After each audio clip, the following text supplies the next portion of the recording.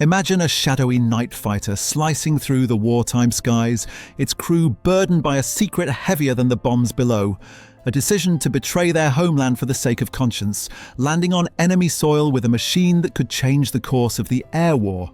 German pilots land their secret radar-equipped night fighter on British soil in 1943.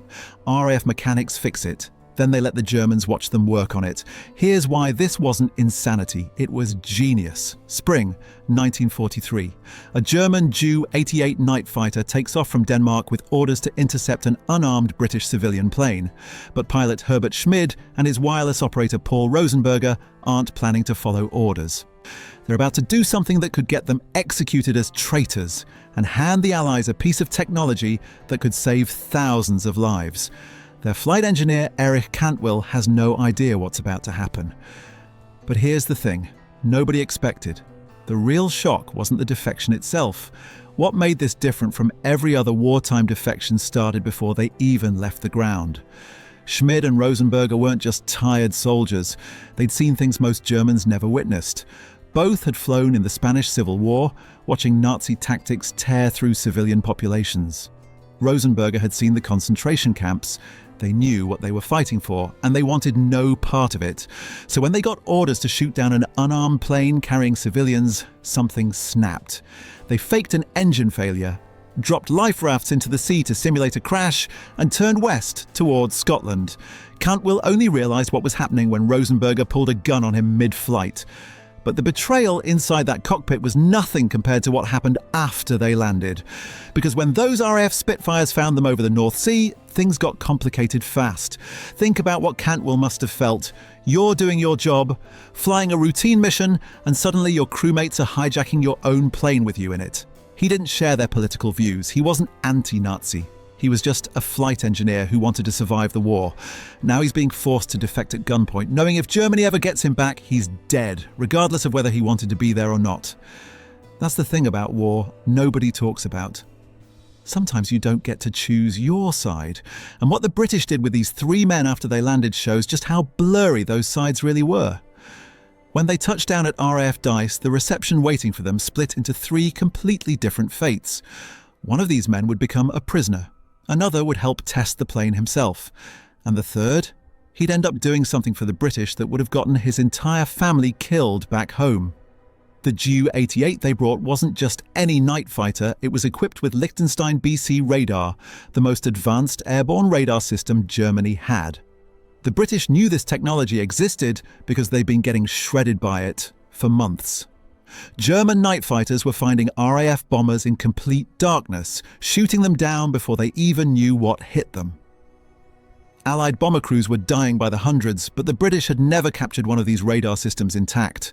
They'd found pieces in crashed planes, but never a working unit they could study, test, and figure out how to beat.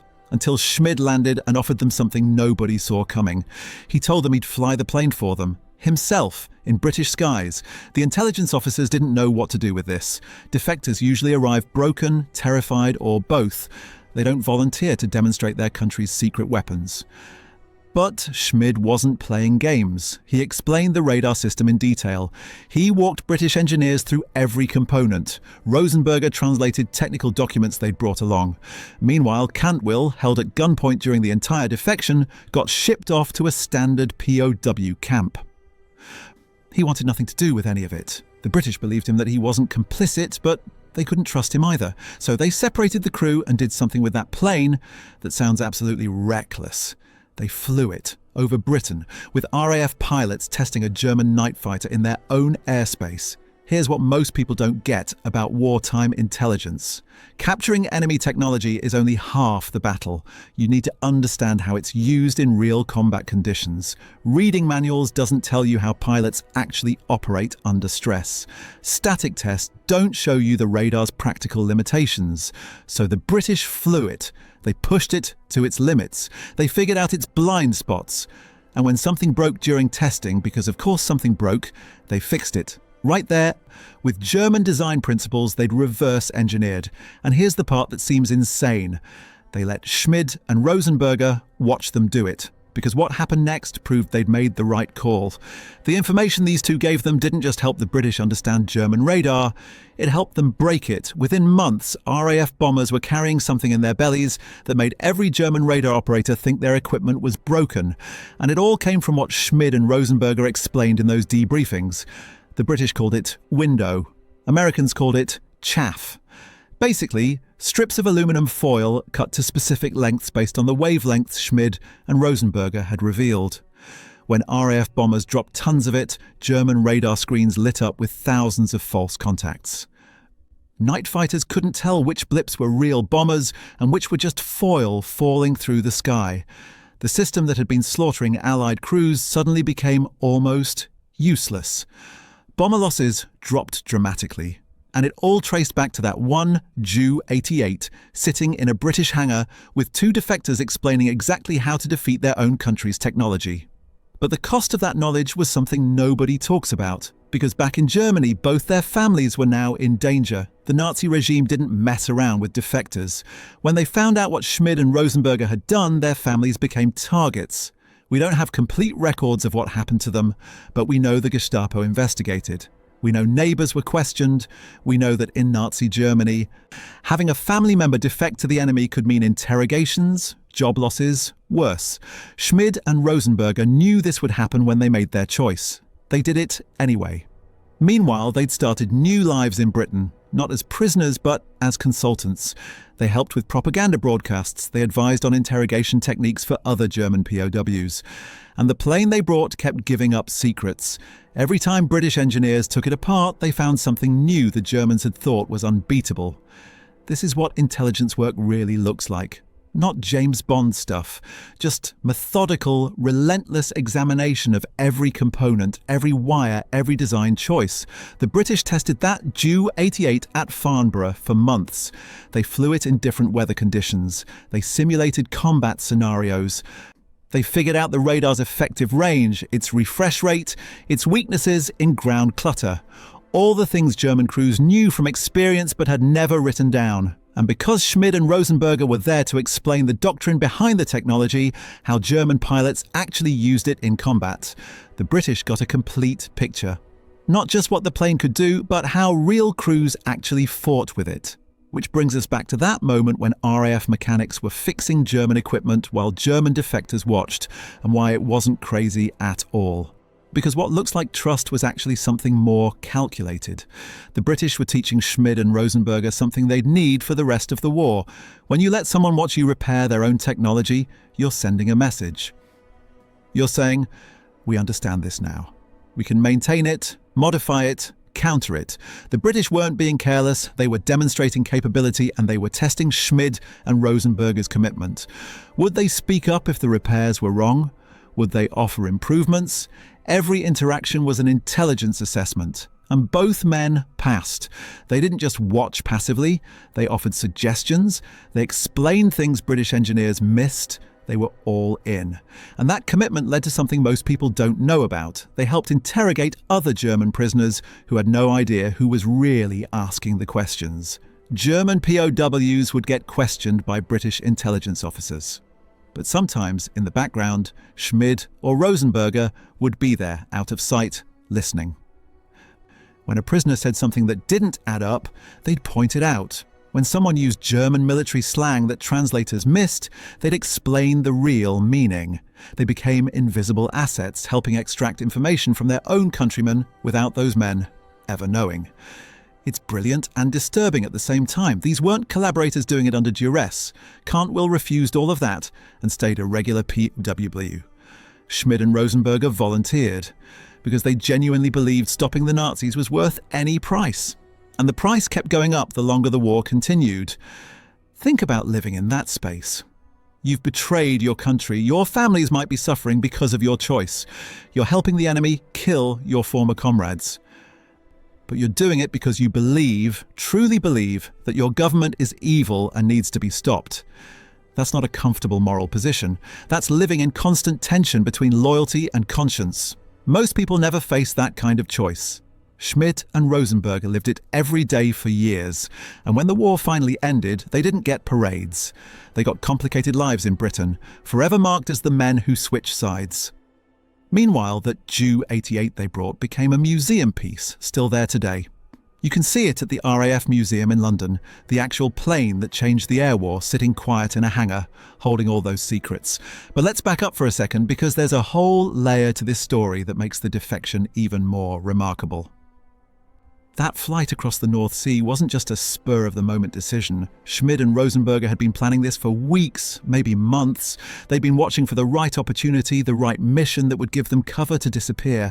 And when that order came down to intercept an unarmed civilian flight, they knew this was it. This was the mission that would let them fake a mechanical failure without raising immediate suspicion. The genius was in the details. They didn't just turn the plane around and head for Britain. That would have been noticed immediately by German radar stations along the coast. Instead, they followed their original flight path for a while, maintaining radio contact, acting normal. Then they reported engine trouble. They dropped those life rafts to create physical evidence of a crash site. They flew low, dangerously low, over the water to stay under radar coverage. Every move was calculated to buy them time before anyone realized what had actually happened.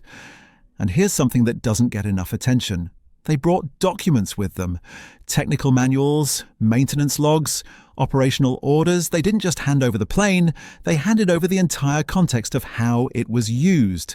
That's not something you grab in a moment of panic. That's premeditation. That's two men who decided long before that night that they were going to do everything possible to help the Allies win. But the British didn't just accept all this at face value. They couldn't. Because here's the problem with defectors. You never know for sure if they're genuine or if they're part of some elaborate intelligence operation. What if the whole thing was a setup?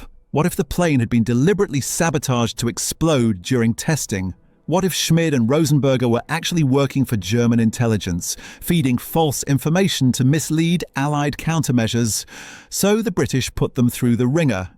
Days of interrogations, cross-checking their stories against each other, looking for inconsistencies, testing their technical knowledge against what British intelligence already knew about German radar systems, running them through psychological evaluations to assess their sincerity.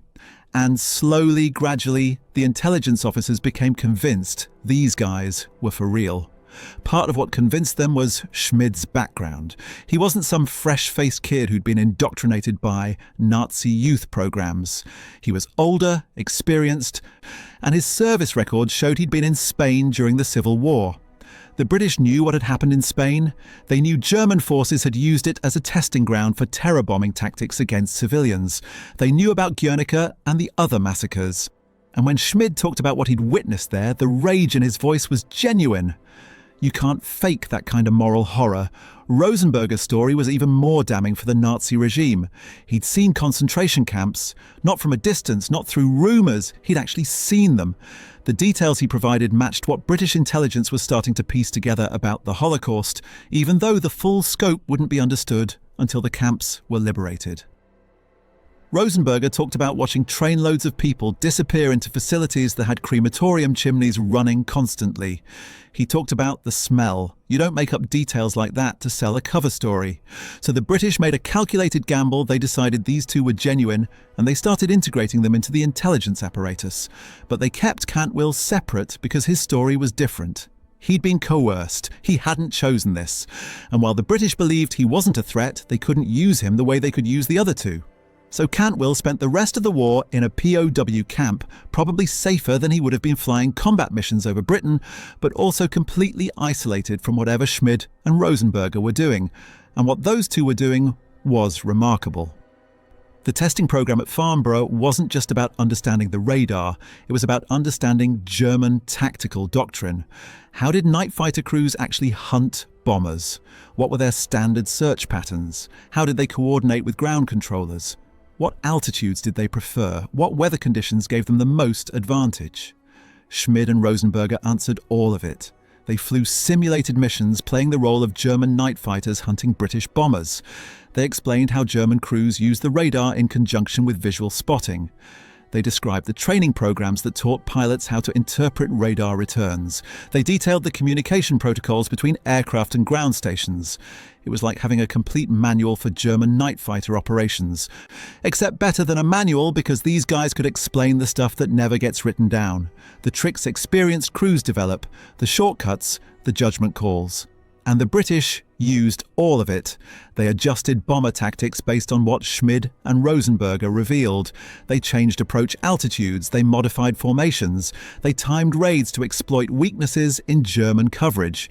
And most importantly, they developed those chaff countermeasures that turned German radar into a liability instead of an asset. Here's how devastating Window was when it was first deployed. During the raid on Hamburg in July 1943, British bombers dropped tons of aluminum strips cut to the exact wavelength of German radar. The radar screens lit up with what looked like thousands of aircraft. German night fighters scrambled, but they had no idea which radar returns were real. Ground controllers tried to vector them toward actual bombers, but the system was completely overwhelmed. Bomber losses for that raid were a fraction of what they'd been in previous attacks.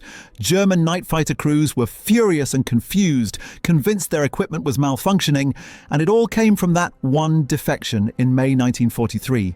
Two men deciding their conscience mattered more than their orders, flying their plane across enemy lines, and then spending months patiently explaining every detail of German capabilities to the people who were fighting against their homeland.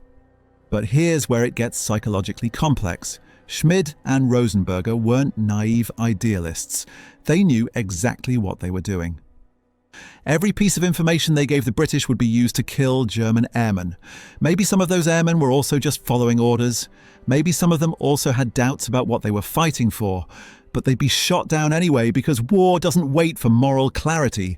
This is the weight that defectors carry. It's not just betrayal in the abstract, it's complicity in the deaths of specific people. When British bombers successfully raided a target because German night fighters couldn't find them through the chaff, and those bombers killed German civilians, Schmid and Rosenberger had to live with knowing they'd helped make that possible. When German night fighter pilots crashed trying to pursue false radar returns, unable to distinguish real threats from aluminum foil, Schmid and Rosenberger knew they'd provided the information that led to those tactics. That's not a burden most people can imagine carrying, but they carried it because they'd decided, rightly or wrongly, that the Nazi regime was evil enough that stopping it justified any personal cost. And in the years after the war, when people asked them about it, they never backed down from that position. They believed they'd done the right thing. They just also had to live with all the consequences that came with it. The testing at Farnborough went on for months. The Ju-88 wasn't just flown and studied, it was pushed to its absolute limits. British test pilots took it through manoeuvres that combat crews probably wouldn't attempt. They tested its stall characteristics. They measured its top speed at various altitudes. They evaluated its handling in different weather conditions. And yes, something broke. Some component failed during particularly aggressive testing, and the plane needed repairs.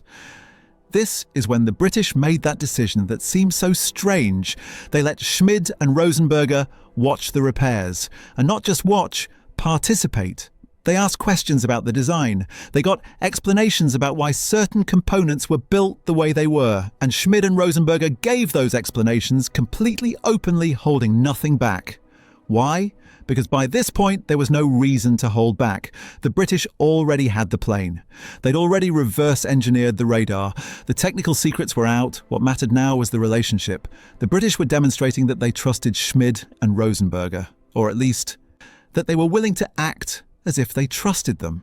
And in return, Schmid and Rosenberger were demonstrating their complete commitment to helping the Allied cause. It was a mutual performance, in a way.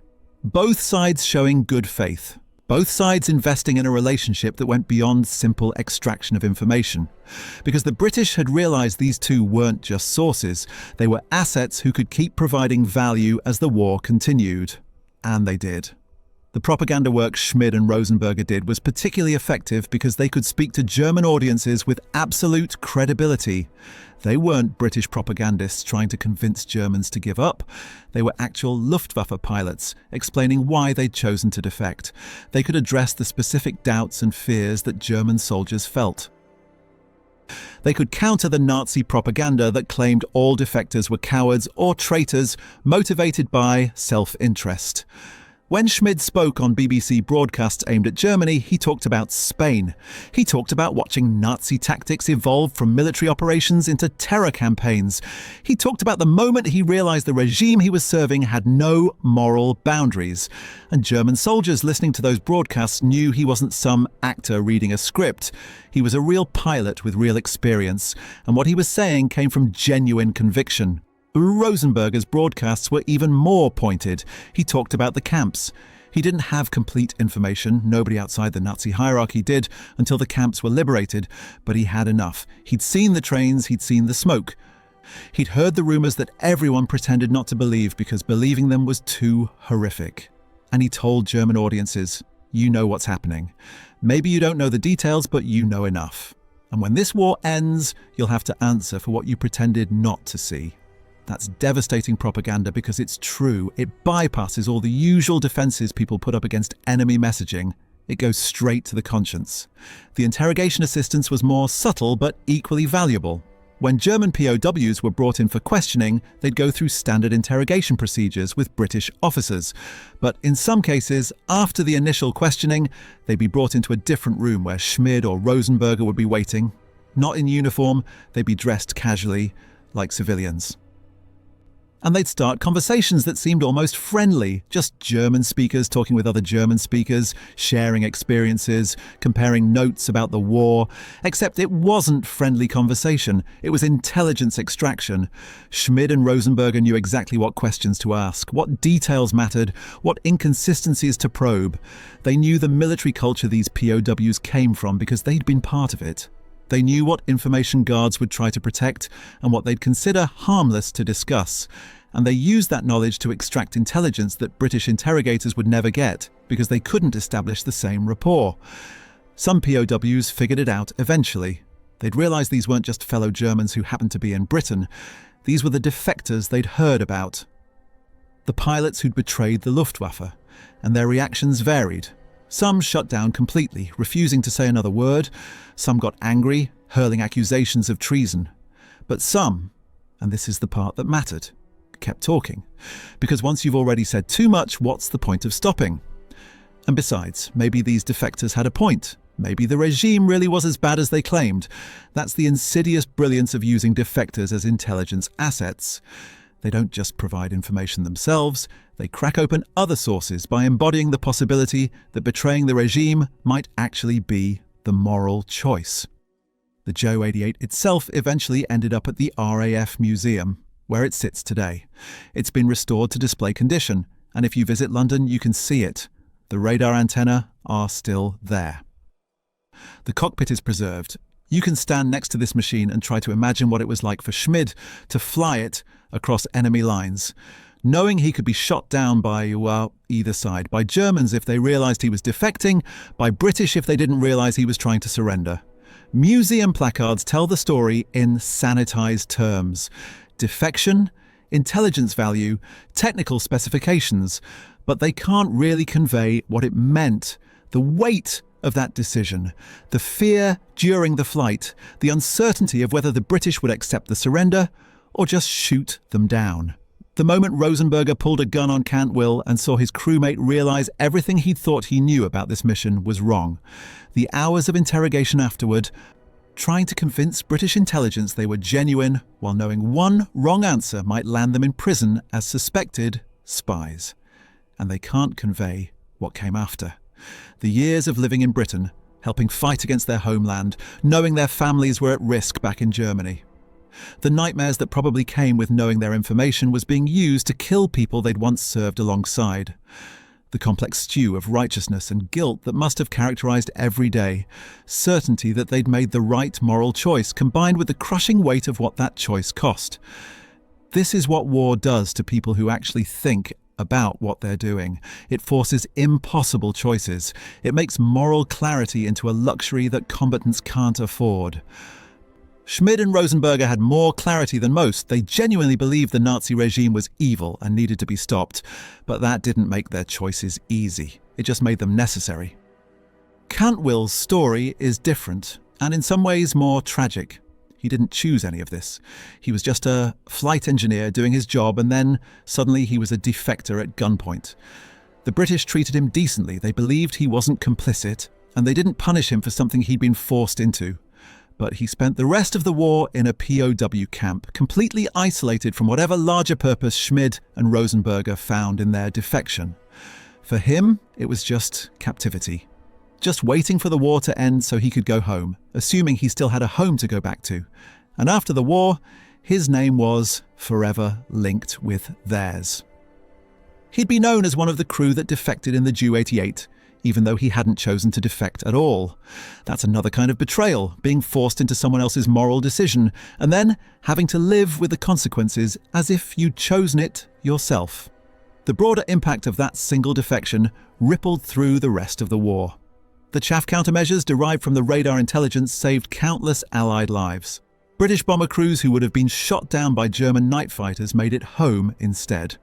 Raids that would have failed succeeded, and as German night fighter effectiveness declined, the Allied strategic bombing campaign became more devastating. Cities burned, factories were destroyed, the German war effort was crippled, in part because Schmid and Rosenberger explained exactly how to defeat the technology that had been protecting Germany's airspace.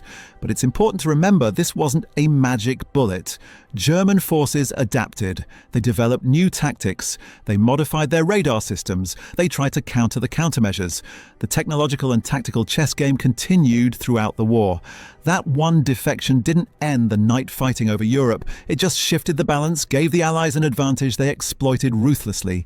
And it showed something important about how wars are really won, not just through industrial production or manpower or strategy, but through intelligence, through understanding what the enemy can do and finding ways to neutralize it, through turning the enemy's own technology against them, through getting inside their decision-making process and disrupting it. One plane and two defectors did more to change the air war than entire squadrons of bombers could have done through pure force. This is why military forces are so paranoid about defections. It's not just about losing personnel, it's about the potential intelligence loss. Every soldier, every pilot, every technician has information that could be valuable to the enemy. Most of it is small details that wouldn't seem important individually. But when you get someone like Schmid who's willing to explain everything, all those small details add up to a complete picture of capabilities, tactics, and vulnerabilities. The Nazi regime understood this.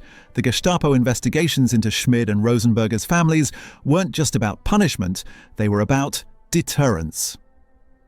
They were sending a message to other potential defectors. If you do this, everyone you care about will suffer, and for a lot of people that threat was enough. Whatever doubts they had about the regime, whatever moral qualms troubled their conscience, they couldn't bring themselves to put their families at risk. What made Schmid and Rosenberger different? Maybe they were braver. Maybe they were more morally certain. Maybe they'd seen things so horrific that personal consequences didn't matter anymore. Maybe they just reached a breaking point that other people never quite reached. We can't know for sure because we weren't in their heads during those moments of decision. We just know they made the choice that most people don't make, and they followed through on it completely. The story ends without a neat conclusion because that's how these things work. After the war, Schmid and Rosenberger had to figure out how to live in Britain as former German pilots who'd betrayed their country. They couldn't go back to Germany. They'd be arrested immediately, possibly executed as traitors. They'd burn that bridge completely, so they built new lives in a country that would always see them as former enemies who'd happened to switch sides. Cantwell went back to Germany after the war ended. He'd been a legitimate POW, forced into defection against his will, so there were no treason charges waiting for him. But he had to live with people knowing he'd been part of that famous defection. Even though he'd had no choice in the matter, every time someone brought it up, he'd have to explain, "John, I didn't defect. I was hijacked by my own crew." And some people believed him, and some people thought he was lying to cover his complicity, and he had to live with that ambiguity forever. The Ju-88 sits in that museum, a physical artifact of one night's impossible choice.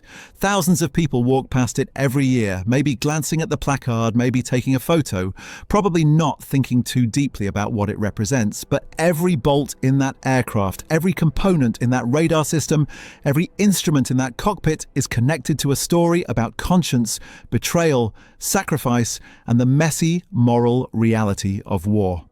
Because in the end, that's what this story is really about. Not technology, not tactics, not even the specific impact on the air war. It's about what happens when ordinary people in extraordinary circumstances have to choose between loyalty and conscience, between duty and morality, between following orders and doing what they believe is right. Most people never face that choice. Most people go through their entire lives without being forced to decide whether their principles matter more than their safety, their family, their country. Schmid and Rosenberger faced that choice and made their decision. History suggests they were right. The Nazi regime was evil. Stopping it was worth extraordinary sacrifice. But they made that decision in real time without knowing how the war would end, without the benefit of hindsight carrying the full weight of what their choice would cost. That's the kind of moral courage that doesn't fit neatly into propaganda narratives or museum displays. It's messy. It's complicated. It involves helping kill people who might themselves have been good people trapped in a bad system. It involves betraying comrades who trusted you. It involves accepting that your family will suffer for your choices. It involves living the rest of your life marked as someone who switched sides, never fully trusted by the country you defected to, forever despised by the country you defected from. And somehow, despite all of that, Schmid and Rosenberger decided it was worth it. They climbed into that Ju-88 on a spring night in 1943, pointed it west toward Britain, and crossed a line they could never uncross. The plane survived to sit in a museum. The men survived to build strange new lives in a foreign land. And the intelligence they provided helped shift the course of a war, all from one night flight, one impossible decision, one crew divided by that decision into three separate fates: collaborator, collaborator, and captive. And decades later, we're still trying to understand what it meant, what it cost, what it says about the choices people make when everything is on the line. What quiet choices in your family's history echo this kind of courage? Drop your stories in the comments.